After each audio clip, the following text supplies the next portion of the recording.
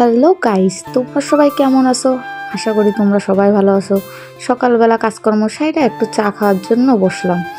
কি করব, বাড়িতে আর কেউ নাই, একা একাই চাটা খাই এঠে নিয়ে চুপচাপ বসে বসে ভাবতেছি যে আজকে কি করব, সারাদিন কত কাজ। তারপর একটু বসে পড়লাম, বসে একটু নিজের কাজটা করে নিলাম। তার মধ্যে আমার ভাসুর আবার মাছ নিয়ে চলে আসলো। ছেলের একটু খাওয়াই দাওয়াই নিয়ে রান্নার জন্য রেডি হতে হবে। তাড়াতাড়ি রান্নার দিকে দৌড়ালাম। আসে দেখে কি, ও বাবা, আমার জন্য লোটে মাছ নিয়ে আসে। এইটা তো আমি হেবি ভালো খাই। আজকের নাইডে সাইডে ভাঙে চুড়ে যেভাবে রানবো, তাহলে তো তাড়াতাড়ি যাই একটু কাটে কুটে নিই ভালো করে। আমি আবার কাটার আগে একটু নকশা করে সারাইয়া ভালোভাবে একটু নাড়াইয়া সারাইয়া দেখতেছি তার ঢকটা কেমন হয়েছে। তো দেখি ভালোই ঢক আছে। আচ্ছা, মজা মারিয়া খাবো তো, তাই একটুখানি ঢক ঢক দেখতেছি। ও কাটে কুটে পরিষ্কার করে নিলাম। এইবার দেখো, ধুয়ে পুরো ধকধকে সাদা বানাই ফেলাইছি। এবার একটু পেঁয়াজ লঙ্কা রসুন কুচাইয়া একটু শিলে ভালো করে বাইটা নিলাম।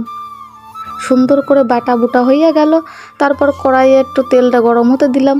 তেলটা গরম হয়ে গেলে সব এবার নাড়াইয়া সারাইয়া একটু ভাজাইয়া ভুজাইয়া নিইয়া এইবার মাছগুলো খালি একটু ছাড়ার অপেক্ষা, একটু লাল লাল হবে। তারপরেই দেবো মাছটারে সাইডে। দেখি একটু গুটে ঘাটে নাইড়ে সাইডে নিই, তারপরেই তো মাছটারে ছাড়বো। এইবার একটু ছাড়ার অপেক্ষা।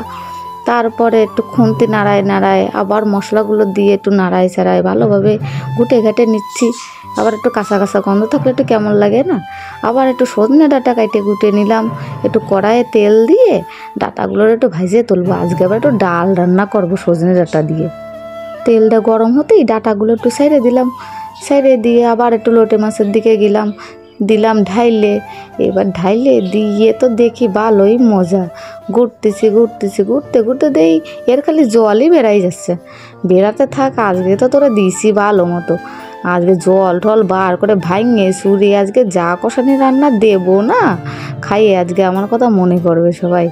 ডাঁটাগুলো একটু ভাজা ভুজা হয়ে গেল, হয়ে গিয়ে জল শুকোয় ঠুকোয় রেডি।